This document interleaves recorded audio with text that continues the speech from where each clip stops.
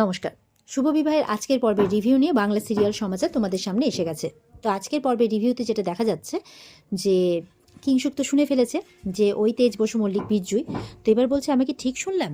আর ওদিকে কিন্তু চুমকি বলেই যাচ্ছে। তখন চুমকির মাথাতে ওই পুলিশ কনস্টেবলগুলো একটা লাঠির বাড়ি মারে। সে তো অজ্ঞান হয়ে যায়। তখন বলছে খেলি তো লাঠির বাড়ি, এবার মাথার ঘিলুটা বেরিয়ে আসলে তুই শিক্ষা পাবি। তাই বলছে এই চাকরটা নাকি তেজ বসু মল্লিক, আমাদের মাথায় কি বোকা লেখা আছে, এইভাবে বলছে। চুমকিকে তো নিয়ে চলে যায়। এদিকে সুধা পেরিয়ে এসছে, কিংশুককে বলছে কই বীরজু, কই বীরজুকে দেখতে পাচ্ছি না, বীরজু কই? তখন বলছে যে আছে, মানে দেখছেন না আমার মুখের কি অবস্থা করেছে, মিলিটারি নিয়ে পালিয়ে গেছে। তাই বলছে, বলে না না বীরজু এরকম করতে পারেন, আমি জানি বীরজু এরকম লোকই নয়। বলে আপনি এখনো বীরজুকে বিশ্বাস করে যাবেন? এই বলে সুধা কিন্তু এদিক ওদিক খুঁজছে আর বলছে আপনি কোনোদিনও আর, সে বীরজু হোক বা তেজ হোক, আপনি আর কোনোদিনও তাকে পাবেন না। তাই বলছে। এদিকে আশুতোষকেও বলছে যে একদম কিন্তু ছাড়বেন না এদেরকে, এরা কিন্তু তরিকে কিডন্যাপ করার চেষ্টা করেছিল, সুধার উপরে অ্যাটাক করেছিল। আশুতোষও বলছে হ্যাঁ ছাড়বো না তো, একদম ছাড়বো না, আর ওই বীরজু কতদূর পালাবে, আমার হাত থেকে বাঁচতে পারবেন এরভাবে বলছে। আর কিংশুক তো আগে ও ডেরাতে নিয়ে চলে গেছে বীরজুকে। এদিকে তো বাড়িতে ঝিনুক কিন্তু খুব রেগে গেছে ঠাম্মির উপরে।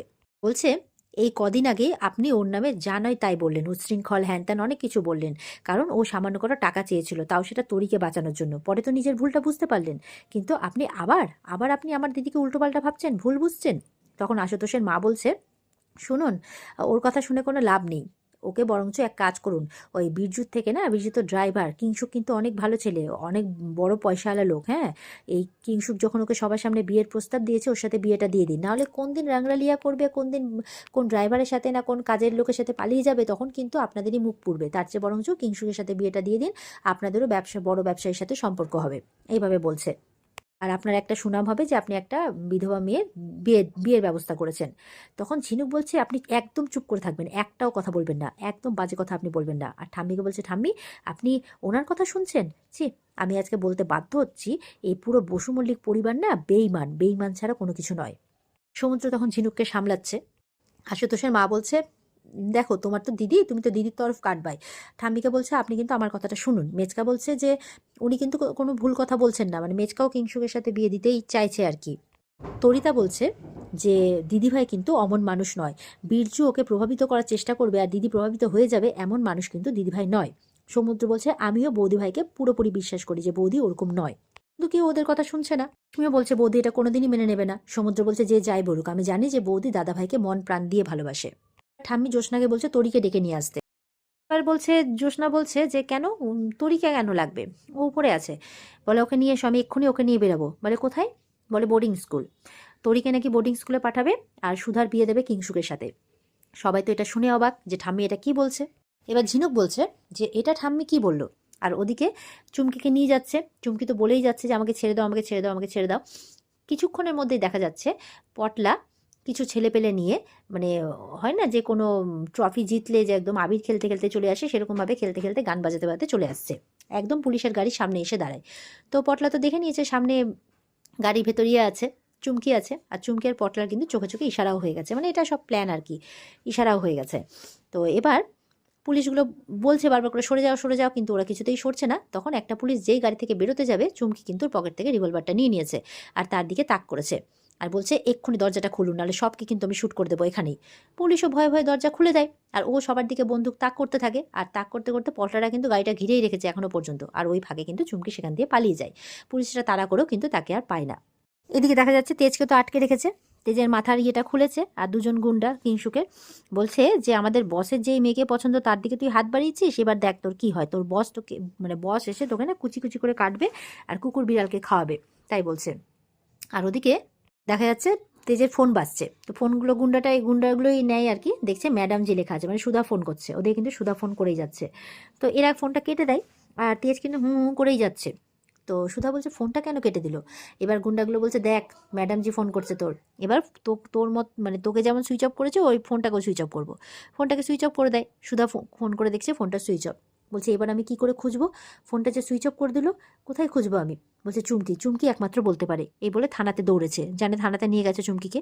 আর ওদিকে আশুতোষ কিন্তু প্রত্যেককে একদম ভালোভাবে একদম বকবকি করছে যে তারা থাকতে কিভাবে একটা মেয়ে পালিয়ে গেল তাদের মাথায় রিভলভার ধরে, কিভাবে তারা কেমন দায়িত্ব পালন করলো, এইসব বলছে। বলতে বলতে ওখানে সুধা গিয়ে পৌঁছয়, গিয়ে জানতে পারে চুমকি পালিয়ে গেছে। বলে কি বলছেন, চুমকি পালিয়ে গেছে? বলে হ্যাঁ। বলছে তুমি চিন্তা করো না, ঠিক ধরা পড়বে, আর বিজ্জুকেও আমরা ধরে নেব। বলে চুমকি, বলে ওদের একটা নেটওয়ার্ক ছিল নাকি শ্রীরামপুরে, সেখানে গিয়ে খোঁজ করবে। তো সুধার মনে পড়লো যে বীর্যুর বাড়ির ঠিকানা জিজ্ঞাসা করো, তো শ্রীরামপুর বলেছিল। তো বলছে আমাকে এক্ষুনি শ্রীরামপুর যেতে হবে। বলে কেন, তুমি গিয়ে কি করবে? বলে আমাকে চুমকিকে খুঁজে বের করতে হবে, তবে আমি বীর্যুর খোঁজ পাবো। বলছে একজন ক্রিমিনালের জন্য তুমি এত উতলা হচ্ছে কেন? আমি বারবার করে বলছি সুধা, আই বেগ অফ ইউ, তুমি এসব বন্ধ করো, ঠিক আছে? তুমি বিশ্বাস করো এটা, যে তরিকে বাঁচাতে গিয়ে তেজ মারা গেছে, কালকে ওর দাউ কাজ হয়েছে, তুমি এসব থেকে এবার বেরিয়ে আসো। বলে না, যে যাই বলে যাক, আমার মাথা কেউ ওয়াশও করেনি, কেউ খায়ওনি, বীর্যু আমার কোনো ক্ষতিও করেনি, আর আমি বীর্যুর চোখ দুটো আমার একেবারে তেজের মতো লাগে, ওর গলা শটটাও তেজের মতো, আমাকে ওকে খুঁজে বের করতে হবে যে করেই হোক।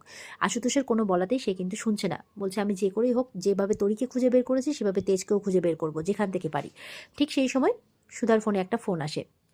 ঝিনুক ফোন করে বলে তুই তাড়াতাড়ি বাড়ি আয়, তরিকে ওরা বোর্ডিংয়ে নিয়ে যাচ্ছে। এটা শুনে তো সুধা অবাক হয়ে যায়।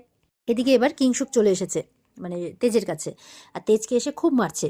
তো মুখটা বাঁধা, আওয়াজ শুনতে পাচ্ছে না, তাই ওদেরকে বলছে এই মুখটা খোলের, আওয়াজ শুনি। যেই মুখটা খুলেছে তেজ হাসছে। তখন বলছে জ্বলছেন না, খুব জ্বলছেন, যে ম্যাডাম আপনাকে ছেড়ে আমার দিকে এসছে, আপনি জ্বলছেন। বলে ধর ছাড়। বলে শুনুন, একটা টপ সিক্রেট বলছি, শুনুন, কাছে আসুন। কিংসুক কাছে আসে, বলছে যে ওই ম্যাডাম জি না আপনার মতো পয়সাওয়ালাকে ছেড়ে মানে আমাকে ভালোবেসে ফেলেছে, এই ড্রাইভারকে, আর আপনাকে শুধু ল্যাংই মারেনি, মানে আপনাকে ভালোবাসেনি, এভাবে বলছে। তো ও খুব রেগে যায়, রেগে আবার তেজকে খুব মারছে। আর তেজ কিন্তু হেসেই যাচ্ছে, যতই মারছে ততই হাসছে। এবার তেজের চশমাটা খুলেছে, ভালো করে দেখছে, বলছে তুই তো বীর্যু নোস, তোকে, তোর চোখটা তো খুব চেনা চেনা লাগছে, তোর গলাটাও খুব চেনা লাগছে, কে তুই? এইভাবে বলছে। আর ওদিকে দেখা যাচ্ছে সুধা গেছে বাড়িতে তড়ি তড়ি করতে করতে। এবার কিন্তু সুধা বাড়িতে ছুটে এসে বলছে আমার মেয়ে কোথায়? ঠাম্মি বেরিয়ে এসছে, বলে এত চিৎকার করছো কেন? বলে আমার মেয়ে কোথায় ঠাম্মি, আমার মেয়ে কোথায়? বলে ওকে বোর্ডিংয়ে পাঠিয়েছি মেজো খোকার সাথে, ও বোর্ডিংয়ে গেছে, ওখানেই থাকবে, এখানে আর থাকবে না। বলে কি বলছেন, ও আমার সন্তান, আপনি আমাকে না জিজ্ঞাসা করে আপনি ওকে বোর্ডিংয়ে পাঠিয়ে দিলেন? বলে তুমি ওর মা হওয়ার যোগ্যতা হারিয়েছো। বলে কি, আমি এমন কি করেছি আমি ওর মা হওয়ার যোগ্যতা হারিয়েছি? আমি 9 মাস আমি ওকে গর্ভে ধরেছি, আমি ওকে মানুষ করেছি, বড় করে তুলেছি একা হাতে। আপনি বলছেন যে আমি ওর মা হওয়ার যোগ্য নই? বলে না, তুমি মা হওয়ার যোগ্য নও।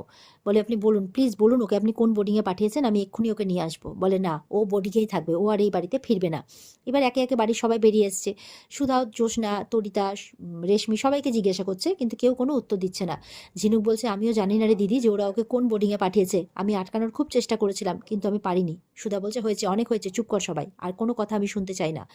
আমার তরিকে আমি আমার কাছেই ফেরত চাই, আমি আর কোনো কথা কারো শুনতে চাই না। আমার তরি আমার সাথে থাকবে, আমার মুখ আপনাদেরকে দেখতে হবে না, আমি আমার তরিকে নিয়ে এখান থেকে চলে যাব। বলছে না, তরি শুধু তোমার একার নয়, তরি আমার দাদু ভাইয়েরও, ও এই বাড়ির সন্তান, ও আমাদের কাছেই থাকবে। বলছে না, এটা আপনারা করতে পারেন না। তখন বলছে বেশ, তরি তাহলে এই বাড়িতেই থাকবে, কোথাও যাবে না, কিন্তু একটা শর্ত আছে। কি শর্ত? বলছে তোমাকে কিংশুককে বিয়ে করতে হবে। এটা শুনে তো সুধা অবাক হয়ে যায়, যে এটা আপনি কি বলছেন?